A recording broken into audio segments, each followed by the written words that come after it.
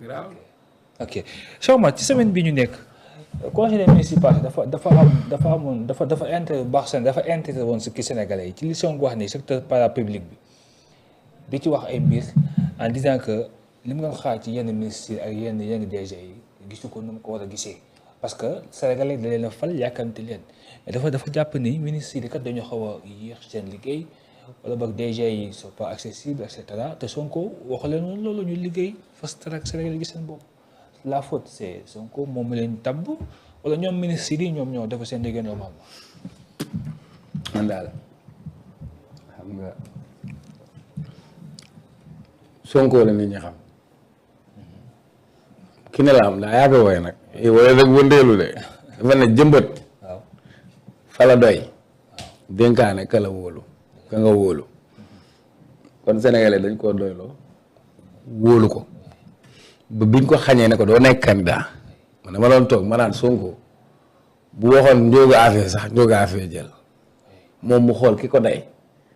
mu joxoñ kooku sénégalais votel kooku ñu dem élection législative sénégalais jox ko majorité kon sénégalais def nañ li leen war seen diggante ak moom ëllëg moom mooy nekk le premier responsable lu tax muy nekk le premier responsable parce que lu jiig njaaga mooy njaag kon il a raison wax ak ñi mu dénk mais du yem rek ci wax ak ñoom parce que booy gouverner le mot gouverner ça vient de la navigation bateau li koy téye moo tudd gouvernail donc quand je donnais des cours de management je disais que manager c'est gérer ça signifie gouverner donc c'est toi le capitaine du bateau donc am na ñeneen ñoo àndal ils sont dans l'équipage maintenant tu peux avoir une évaluation mën nga xam parce que tey àdduna dañu toll sax si gare mooy gestion axée sur les résultats on te donne des objectifs précis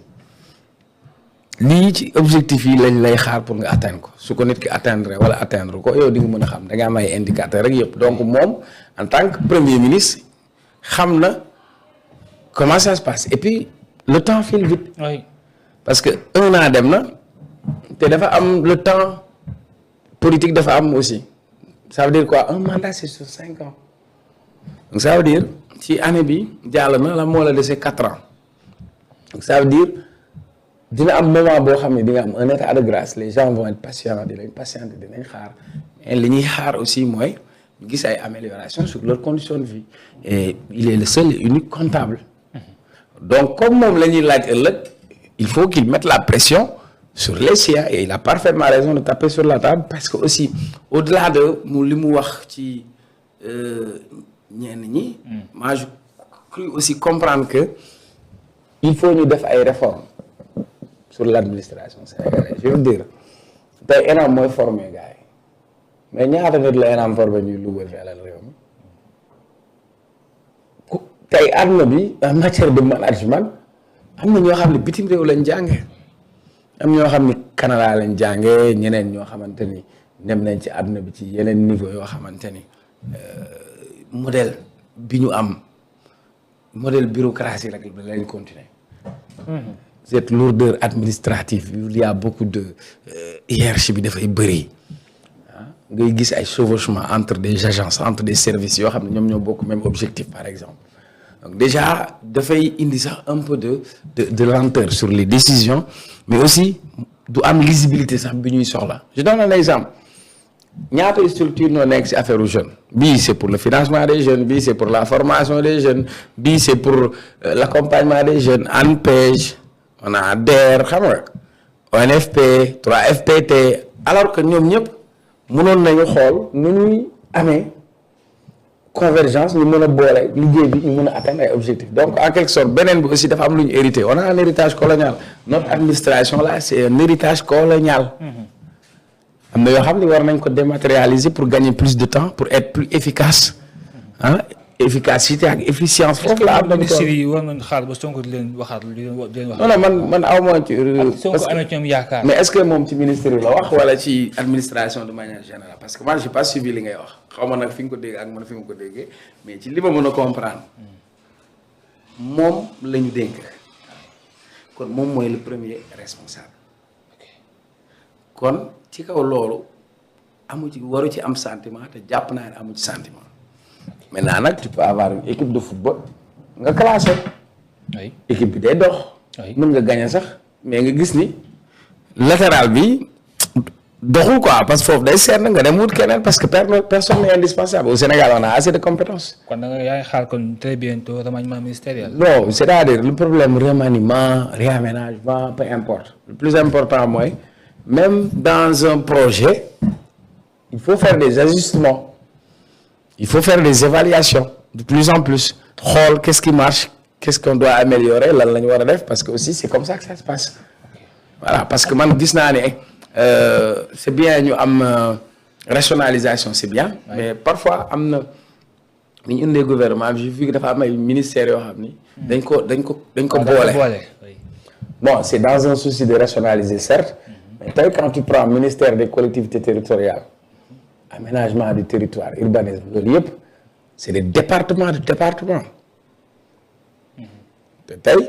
pour nga am plus de lisibilité c'est assez de charge donc tantôt da ngay gis ministre boo xam da ngay jàpp ni domaine bi sax la gën a fës que beneen domaine bi yooyu yëpp c'est des choses à voir maintenant bi ngay doog a ñëw teg nga mais bi nga dawalee tuuti di nga mën a gis xam nan ngay ajuster ak lan ngay améliorer. c'est important en tout cas suñ bu ñu xoolee ci DG yi am na benn DG bu fës trop muy le DG de l'ASER cette semaine on a entendu Thierno Sall encore chargé ko encore une fois di wax ay incapable di teem ci moom le jeune Jean-Michel Sène Jean-Michel aussi il a répliqué mais Cheikh Omar jàppoon ni coowal ASER bi warta mën a leer bu baax pour que les Sénégalais xam.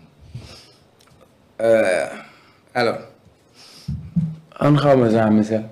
gisuma Jean-Michel dégguma Jean-Michel mais première chose ndaw la c'est un jeune et je crois que responsabiliser jeune mooy yaa ngi responsabiliser l'énergie yaa ngi responsabiliser koo xam ne il a envie de prouver c'est ça l'état d'esprit d'un jeune en fait et je vois que le gosse il assure grave quoi. moom Jean-Michel. oui il assure grave. parce que pour man mu ngi taal. est-ce que lii ko Ousmane Sonko jël ci arena ni ko yow mën nga tu as les capacités yi wóolu naa la defoo dara est-ce que loolu nekkul ci un peu du ko induire en erreur. xam nga da nga maa laaj ma commencé loo sama xalaat nga indil ma si xalaat Ousmane Sonko bàyyi ma fi ma nekkoon dama ne boo nekkee ndaw ñu dénk la